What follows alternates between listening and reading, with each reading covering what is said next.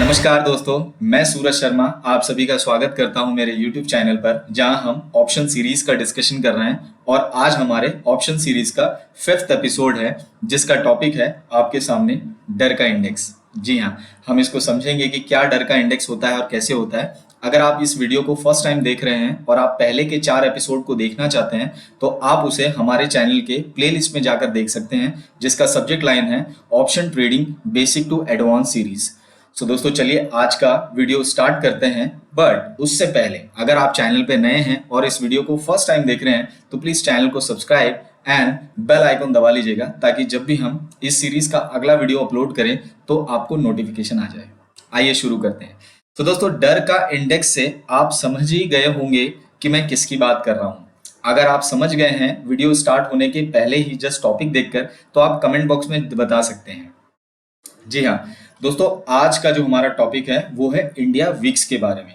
अगर आप एक ऑप्शन बायर, ऑप्शन सेलर हो या आप इन्वेस्टर हो, तो आपके लिए इंडिया विक्स को जानना बहुत जरूरी है। इंडिया विक्स का मतलब होता है इंडिया वोलेटिलिटी इंडेक्स। जैसे निफ्टी एक इंडेक्स होता है, वैसे ही इंडिया विक्स भी एक इंडेक्स है। अब ये इंडिया विक्स होता क्या है, इसको हम समझते हैं।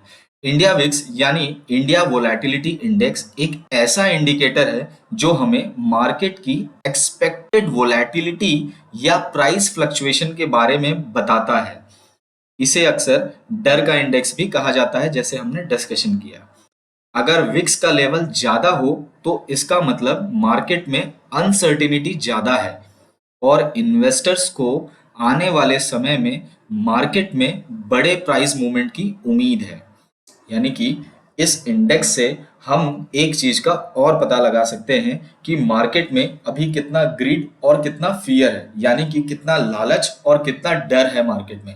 अगर आपको ये जानना है तो आप सिर्फ इंडिया विक्स से जान सकते हैं। सो दोस्तों, इंडिया विक्स के बारे में आपने जान लिया। अब समझते हैं कि इंडिया विक्स को कैलकुलेट कैसे किया जाता है। जैसे कि आप जानते हैं कि निफ्टी 50 इंडेक्स में इंडिया के टॉप 50 स्टॉक्स लिस्टेड होते हैं और उन सारे स्टॉक्स का जो एवरेज प्राइस निकल कर आता है, उससे कैलकुलेट होता है निफ्टी 50 का प्राइस। वैसे ही इंडिया विक्स को कैलकुलेट किया जाता है on the basis of Chicago board option exchange, CBOE। इसे कैलकुलेट करने के लिए हमें निफ्टी के जो करंट मंथ है, यानी कि जो प्रेजेंट मंथ है वो, और आने वाले सामने वाले मंथ के जितने भी OTM कॉन्ट्रैक्ट्स हैं, उनके बिड और आस्क प्राइस को मिला करके इंडिया विक्स को कैलकुलेट किया जाता है। यानी कि अभी हम समझे तो अभी का हमारा प्रेजेंट मंथ है सितंबर और नियर मंथ है अक्टूबर। सो इन दोनों मंथ के जितने भी OTM कॉन्ट्रैक्ट्स हैं, OTM क्या होता है ये मैंने पहले वीडियो में डिस्कशन किया है, आप वहां जाकर के देख सकते हैं। सो प्रेजेंट मंथ और नियर मंथ के जितने भी OTM कॉन्ट्रैक्ट्स होते हैं, उन सारे OTM कॉन्ट्रैक्ट्स का बिड और आस्क प्राइस को लेकर विक्स को कैलकुलेट किया जाता है। तो अब जानते हैं कि इंडिया विक्स क्यों जरूरी है। ठीक है, हमने समझ लिया कि इससे ग्रीड होता है, इससे ये आपको मार्केट में फियर पता चलता है। बट टेक्निकली आप इंडिया विक्स क्यों देखें, ये बहुत मजेदार चीज है। ठीक है, तो with the help of India VIX we can calculate where Nifty will go up or down in a year। India VIX से हम निफ्टी का अंदाजा लगा सकते हैं कि निफ्टी आने वाले एक साल में, एक महीने में, एक वीक में, एक दिन में कितना ऊपर या कितना नीचे जा सकता है। इसे हम ग्रीड और फियर भी कैलकुलेट कर सकते हैं। और आपको ये जानना जरा इंटरेस्टिंग लगेगा कि निफ्टी और विक्स दोनों आपस में एक दूसरे के अपोजिट है। जब निफ्टी बढ़ता है, अपने ऑल टाइम हाई पर होता है सोच लीजिए, तो इंडिया विक्स काफी लो होता है। जैसे कि अभी का करंट इंडिया विक्स का जो प्राइस है वो है 12.79 अराउंड। ठीक है, तो अभी मार्केट अपने ऑल टाइम हाई पर ट्रेड कर रहा है, इंडिया विक्स बिल्कुल नीचे है। और वैसे ही जब इंडिया विक्स बिल्कुल ऊपर होता है तो मार्केट बिल्कुल लो होता है, यानी कि मार्केट में डर का माहौल होता है और अभी मार्केट में ग्रीडीनेस है। तो एज अ इन्वेस्टर अभी आपके लिए सही समय नहीं है इन्वेस्टमेंट करने का। ठीक है, इसको हम आगे और डिटेल में समझेंगे। सो हमने ये तो जान लिया कि इंडिया विक्स से हम निफ्टी का एक कैलकुलेट कर सकते हैं कि निफ्टी एक साल में, एक महीने में, वीक में, दिन में कितना ऊपर या कितना नीचे जा सकता है। अब हम इसको कैलकुलेट करें कैसे, इसके लिए एक फॉर्मूला है VIX divided by square root of time.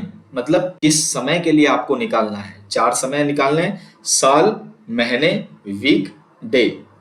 ठीक है, तो इस एग्जांपल से हम समझते हैं कि अभी करंट इंडिया विक्स जो है वो है 12.79, और जो अभी करंट निफ्टी का स्पॉट प्राइस है, यानी कि लास्ट वर्किंग डे में जितना निफ्टी ने क्लोज दिया वो उसका भी करंट मार्केट प्राइस है, वो है 25790.95।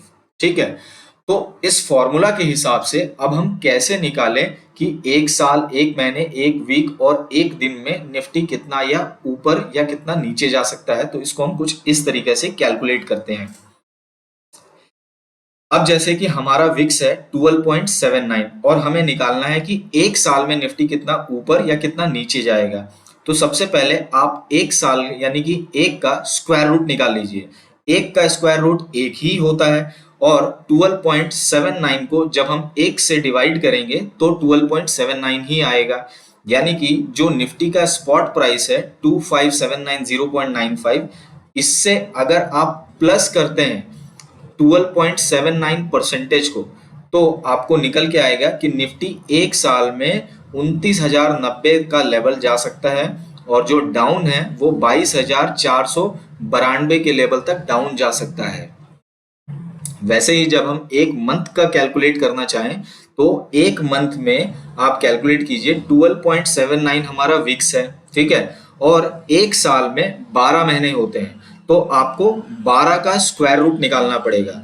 जब आप 12 का स्क्वायर रूट निकालेंगे तो 12 का स्क्वायर रूट होता है 3.46, और जब आप 12.79 को 3.46 से डिवाइड करते हैं तो निकल के आता है 3.70%। अब आप निफ्टी के स्पॉट प्राइस में इसको प्लस कीजिए कि 25790.95 प्लस 3.70%, तो निकल के आएगा 26,745, और जब आप इसको माइनस करेंगे तो निकल के आएगा 24,837। यानी कि निफ्टी एक महीने में 26,745 हाई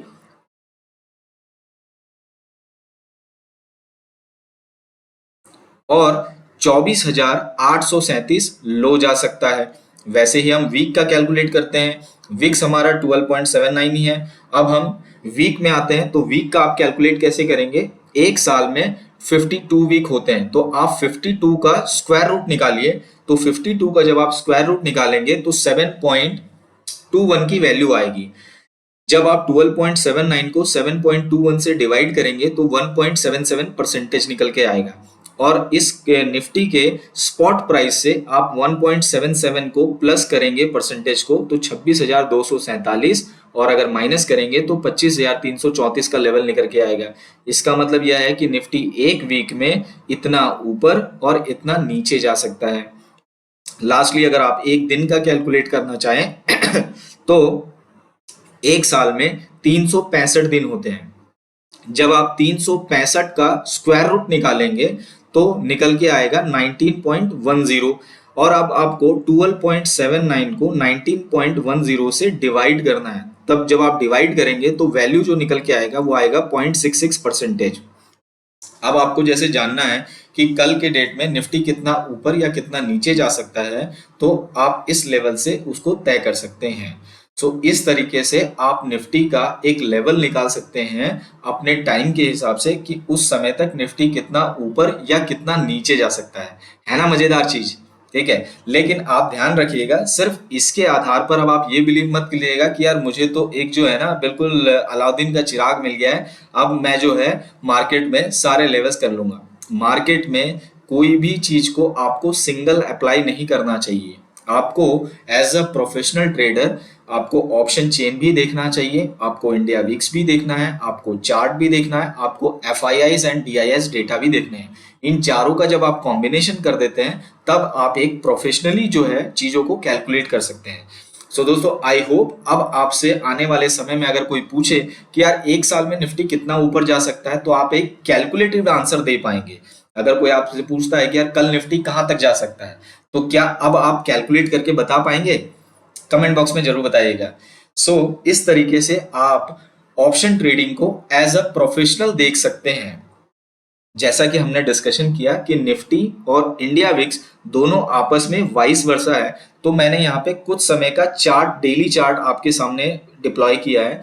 इसमें आप देख सकते हैं कि निफ्टी का जो चार्ट आप देखिए, जब ये निफ्टी ऊपर जा रहा है तो विक्स बिल्कुल नीचे जा रहा है। अभी 12.79 चल रहा है विक्स, जैसा हमने जो हमारे एग्जाम्पल में है, ठीक है। तो जब जब निफ्टी बिल्कुल ऊपर जाता है तो इंडिया विक्स नीचे आता है, और इंडिया विक्स जब ऊपर जाएगा तो ये नीचे आएगा। ये इतना ऊपर कब बनता है, ये अभी तक यार मैंने तो जो है ना 2 बार ही देखे हैं।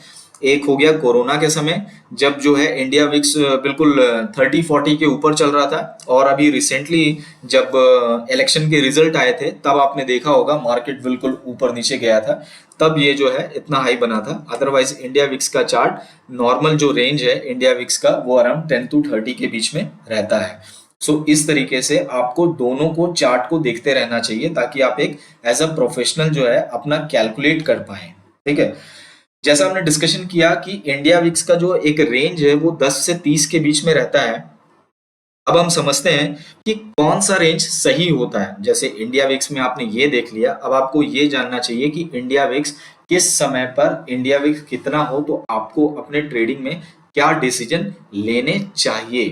तो जब अगर इंडिया विक्स 15 से कम हो, जैसे कि अभी है, तो मार्केट में वोलेटिलिटी काफी लो रहती है और निफ्टी अपने बहुत ही हाई प्राइस पर ट्रेड कर रहा होता है। जैसे आप अभी देख रहे हैं कि निफ्टी ऑल टाइम हाई पर ट्रेड कर रहा है और मार्केट बिल्कुल अभी 12.79 के विक्स पर है, यानी कि 15 से नीचे है। तो इस समय मार्केट में ज्यादा ग्रीड है, लोगों में अभी डर कम है, ग्रीड ज्यादा है, यानी कि लालच ज्यादा है मार्केट में अभी।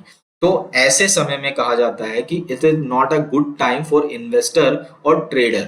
और अगर आप ऑप्शन बायर है और सिर्फ आप प्रीमियम देख के ट्रेड करते हैं कि यार मुझे तो कोई जो है ना सस्ता प्रीमियम मिल जाए, तो ये मार्केट अभी आपके लिए ठीक है, बिकॉज अभी वोलेटिलिटी कम होने की वजह से आपको एक सस्ता प्रीमियम मिल जाएगा। बट सस्ता प्रीमियम देखकर आपको नहीं जाना है, आपको ये देखकर जाना है कि उसमें कितने ओपन इंटरेस्ट है, कितने लोग जो हैं कॉल सेलर्स किस साइड है, पुट सेलर्स किस साइड है। अभी तक आपने ये सीख ही लिया होगा, अगर नहीं सीखा है तो प्रीवियस वीडियो को वापस दोहरा कर देख लीजिएगा। आप कभी भी ये डिसीजन मत लीजिएगा कि मुझे सस्ता लेना है, अच्छा लेना है, सस्ता नहीं लेना है, ठीक है। तो जब विक्स 25 से ऊपर हो तब मार्केट में वोलेटिलिटी जो है काफी ज्यादा होती है और निफ्टी अपने लो प्राइस पर ट्रेड कर रहा होता है। इस समय निफ्टी में बाजार में बिल्कुल डर का माहौल होता है, बिकॉज निफ्टी एकदम लो हो जाती है तो बिल्कुल डर का माहौल होता है। और बहुत ही बड़े इन्वेस्टर मिस्टर वॉरेन बफेट ने कहा है कि जब लोग डरे हुए हो तब एक अपॉर्चुनिटी होता है इन्वेस्टमेंट का, और जब लोग लालच हो में आ जाते हैं बिल्कुल, तब आपको अपने पैसे को संभाल कर रखना चाहिए, ठीक है। सो जब मार्केट में वोलेटिलिटी या विक्स जो है 25 से ऊपर होती है, वोलेटिलिटी हाई होती है, तो ऐसा समय ऑप्शन बायर्स के लिए प्रीमियम के टर्म के हिसाब से सही नहीं होता है, बिकॉज उनको बहुत हाई प्रीमियम पे करना पड़ता है और ज्यादा स्टॉप लॉस होने के चांसेस रहते हैं, बिकॉज मार्केट्स में ups and downs due to volatility होते रहता है।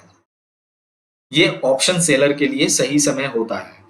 तो दोस्तों ये था एक deep video regarding India VIX, और मैंने इस वीडियो में आपको ये समझाने का कोशिश किया कि इंडिया विक्स के हिसाब से आप कैसे जो है एक कैलकुलेट कर सकते हैं कि कल मार्केट कितना ऊपर या कितना नीचे जा सकता है और कैसे आप अपने इन्वेस्टमेंट को बेहतर कर सकते हैं।